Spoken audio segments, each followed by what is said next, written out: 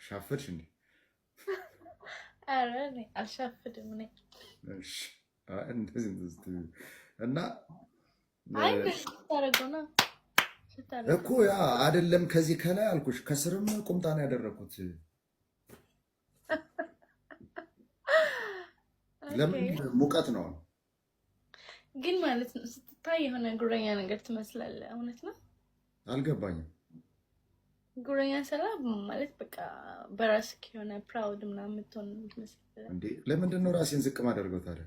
እኔ ቆማጣ ነኝ ወይስ ሰባራ ነኝ? ያ ፕራውድ እሱ ጉረኛ የሚያስብል ከሆነ ከዛ በላይ ቃላት ካለ ተጠቀምበት ወይም ተጠቀሚ። ኦኬ እሺ። እንጠይቅ። ፍቅር ይዞ ያውቃል?